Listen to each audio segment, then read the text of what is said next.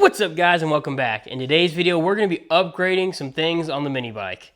Let's get right into it. Like always, I've done a few things off camera. Got this fuel tank. I'll show you guys that in a little bit, but I've also got this massive swing arm. This thing is absolutely way bigger than the stock swing arm. If you look at a comparison here, here is the stock swing arm, and here is this new one I got. This thing is absolutely atrocious. I did not expect it to be this big. I don't know what I was thinking when I bought this thing, but it is what it is, and it's here. So we're going to try to throw this thing on, but in order to do that, we had to put the hub on the wheel, and in order to put the hub on, we have to replace the bearings. So I bought a bearing kit, and it came with 3 bearings. I have no idea what this bearing is for, and a seal. The 2 bearings go on this hub. I also bought a new brake shoe for the rear brake here, and these are the painted parts, the painted hub that I painted last time. So I think the first step we're going to do, I'm going to get a heat gun right here, heat this up a little bit. My bearings have been actually in the freezer for about 5 days now, so they should be cold enough, and it's like negative 20 degrees in my freezer, my deep freeze. So they should go in here no problem. I have repacked the grease in these sealed bearings. These are just cheap bearings I got on, I can't remember if I bought them on eBay or Amazon, I'm not sure. But I repacked them, took the seals out, did that off camera. But we're going to put these hubs together first, and then basically get ready to throw everything on the mini bike. So first step with this hub, there's this little like insert thing here. This needs to go in, but it will not go in this side, actually, as you can see. So you have to put it in this side first, and I will be putting some grease all over this little thing. Whether that matters or not, I don't know. And then our sealed bearing goes in this side, obviously not this one, the 2 that are in the freezer. We'll put one in this side, and then we'll flop it over and put the other one on, and then the seal also goes on this side as well. And I'll probably pack this thing full of grease. So first things first, I think what I'm going to do is try to find a socket that's going to fit this. Let's see, 15/16, is that going to be it? Look at there, 15/16 socket fits that perfectly. So we're going to use that. See if a different size also, maybe a 22. No, 15/16 is the perfect socket size for this. So I'm going to heat this up a little bit with the heat gun, and then I'm going to go run and grab the bearing out while I put it in there. All right, I've heat that hub up pretty good with a heat gun. The cylinder is in there, the little bushing. This thing is frozen. Let's hope this just kind of taps in there. Probably should have got a hammer.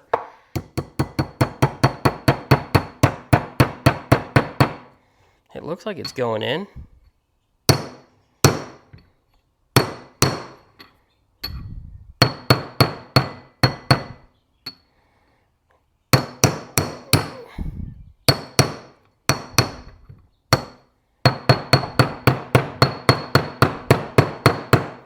I mean, it looks like she's going in okay. I don't know how deep it goes, but I need a better hammer. This hammer sucks. Let me get my big one. Let's see.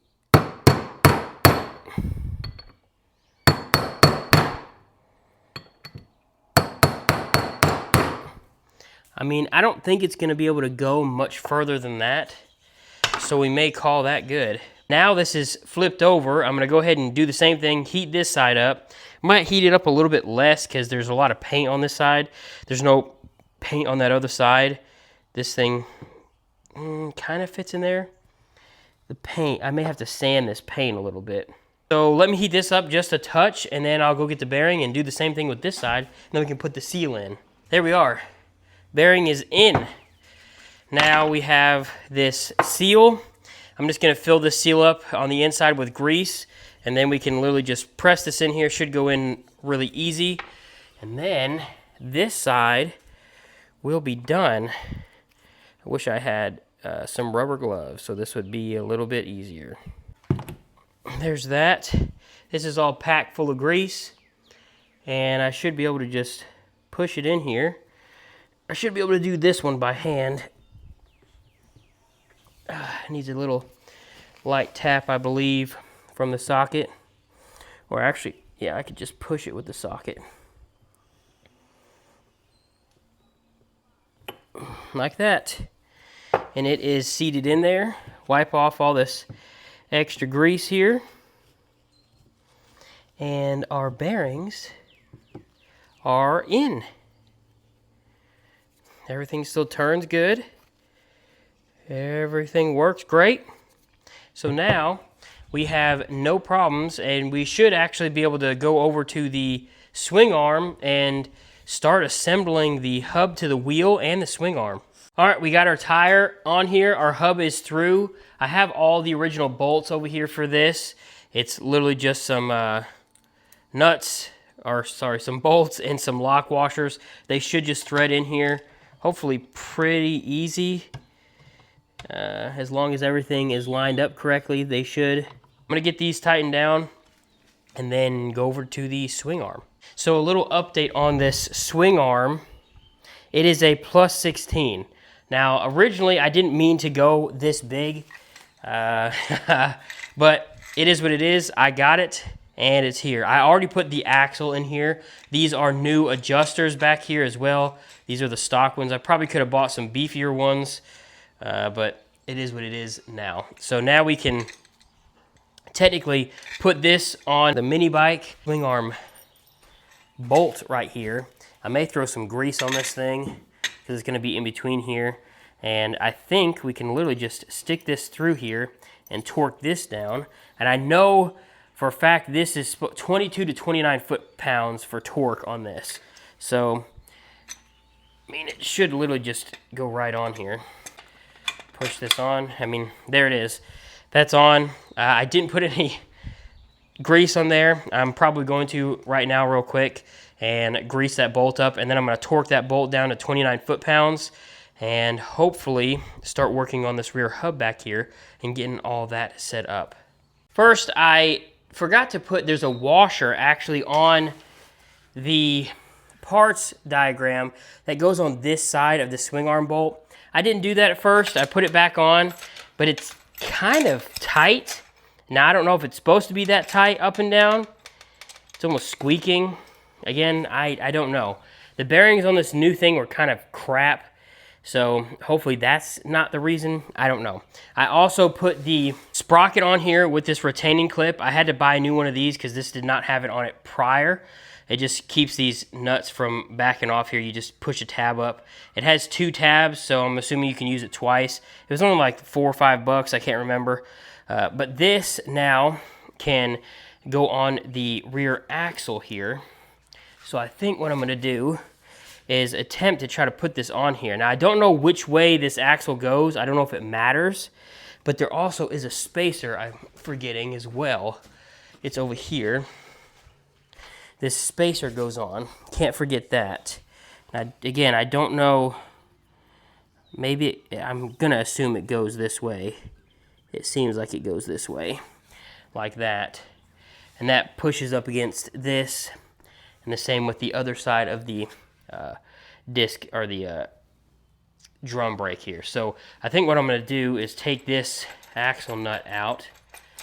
Keep saying axle nut. Axle. Pull it out of here. And maybe actually these little things are going to fall out. That's fine. I may try going from this side first because this side is what goes on first. Uh-oh. Why is that not fitting? Don't tell me these are the wrong size bearings. No, it fit through there. Why didn't that go through? I may throw some grease on this as well. It'd be great if I had one. Yeah, see, it went right through there. This time.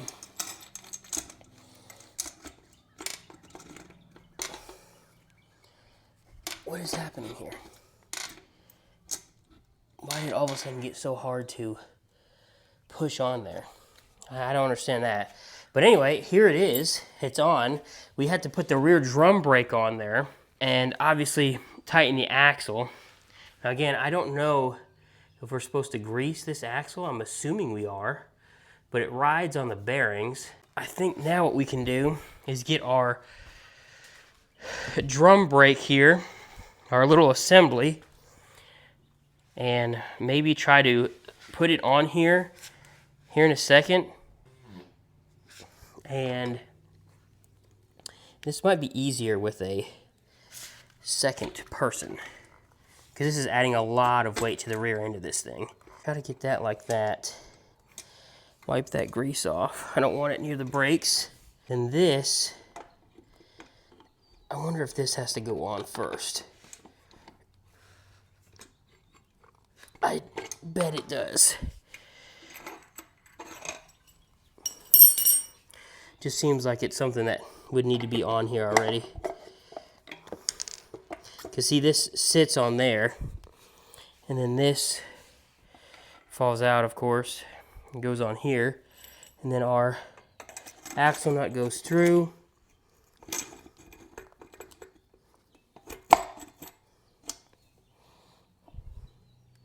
Is that it? That just doesn't seem right. Is it because of this? It seems like there should be another spacer here or something, because there's a lot of space on this side for that thing to be moving around a bunch. I'm trying to wipe all this damn grease off. Well, the swing arm is on. Unfortunately, I didn't record as much as I should have. I had a lot of trouble, so I didn't want to tell you guys something and it not be the most accurate thing. Essentially, I got the brake on. I forgot too, this is the stock brake lever, and I ended up basically putting this thing in a vise, bending it out so I had an actual acceptable brake pedal. And it works, it fits, I have it adjusted. I put this little clip on here, this rod comes down, connects down to here, to the actual brake hub. I tighten this stuff up. Now, I don't know how tight this stuff is supposed to be. I know this up here was 22 to 29 foot-pounds. I got that torqued down, but I think I over-torqued it. I had a problem with the hub. There was too much of a gap, and I ended up putting some spacers here. This is kind of just a temporary fix, and I ended up figuring out too, while this was up like this wheel is bent. So that's unfortunate, but I am not going to fix that at this moment because I don't want to spend any more money. So everything lines up. The rear sprocket lines up with the front sprocket, thankfully. It's hard to tell in the video and it doesn't look like it, but I put this level up there and it's pretty straight. I mean, almost dead center even. I'm trying to think of what else I did off camera just now. I attempted to put these shocks, these stock shocks on there. Well, it basically makes it a low rider, and because I bought such a long extended swing arm and I shouldn't have got the plus 16, I'm gonna have to buy some really long shocks in order to make this thing rideable for me. I mean, this other mini bike is rideable. This one was rideable beforehand, but now because it's so, this distance from this shock point mount to here, I mean, I'm at least gonna have to buy like a 15-inch shock, which I think is 380 millimeters, which now is more expensive. Anyway, it's a whole plethora of things that have happened in the last little bit that I've figured out. I do want to say too, I put these spacers underneath here so the pegs fit. I did that in a previous thing where I didn't record it. What else is going on right now? I think that's it. The brake works, it's great. I need a stand. This milk crate is now getting kind of difficult to work around, and I'm afraid this thing is gonna fall over and crack the motor. But so far, it's all right. I mean, there's nothing else really I can say. I have a lot of room here for growth on this wheel. I mean, you can see it's pretty much dead even in the center. I could get a way bigger wheel and tire on here, which I do plan on doing eventually, again, because this wheel is warped. So that kind of sucks. But I don't know what else to say now. Oh, I could show you guys the fuel tank here in a second. This is a 1979 and up fuel tank that I modified to fit the 74 to 78. And in order to do that, essentially, I took a piece of rubber hose here because it was scuffing the paint up front. And on this, the stock mounts are right here. I basically drilled a hole, tapped it, threaded a bolt in, found these little rubber caps that just so happened that was sitting in my junk drawer, and they fit exactly into the tube of that stock tank. And you can see up here where it started scratching the paint already. And then found a piece right here, the rubber, drilled out this back piece a little bit so it fit right there. And now this tank fits. And it's a lot better because this petcock fits a lot nicer next to the carburetor. It's more forward than the stock one, wherever it is over there. And it ends up working out way nicer. I may show you guys that here in a little bit, but I can't wait to get some forks in for this thing and get everything kind of back and buttoned up. But we're still a ways away from that. So that's where we're at with this one. I didn't plan on putting this in this video, but I did not make an outro for the other video, so here we are. I've done a few things to this, and it probably looks a little different than the last clip. Essentially, all I've done is I threw on this Nibby PE 22mm carburetor, and it came with this filter here.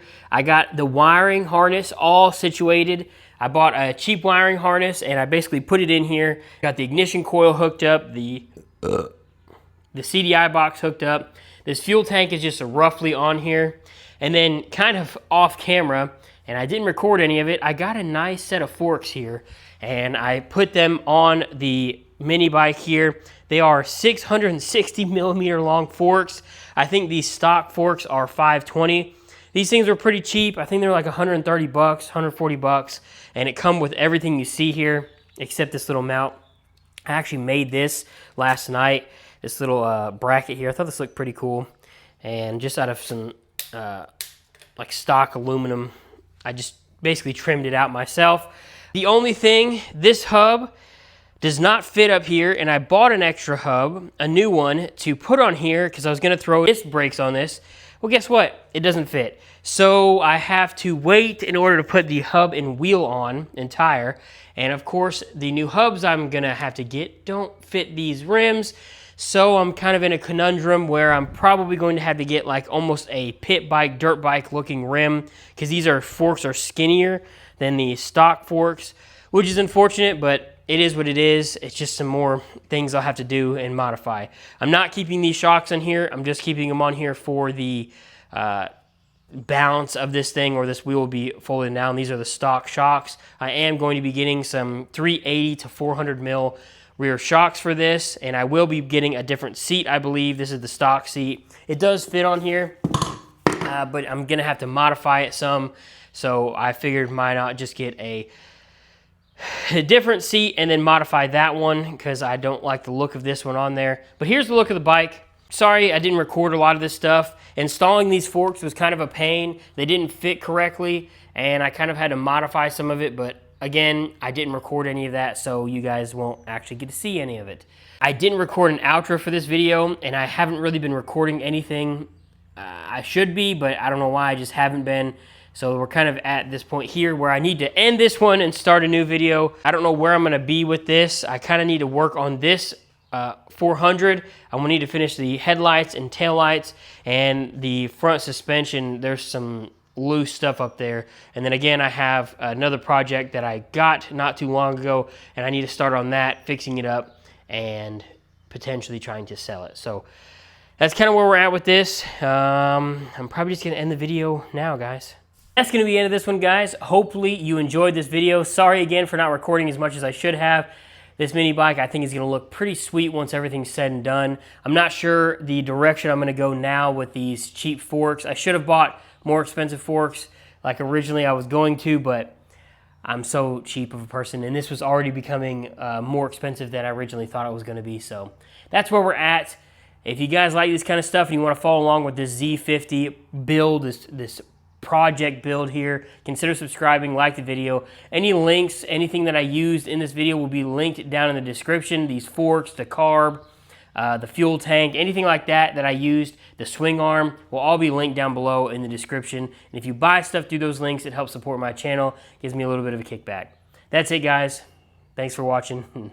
Hope you have a good one. Bye.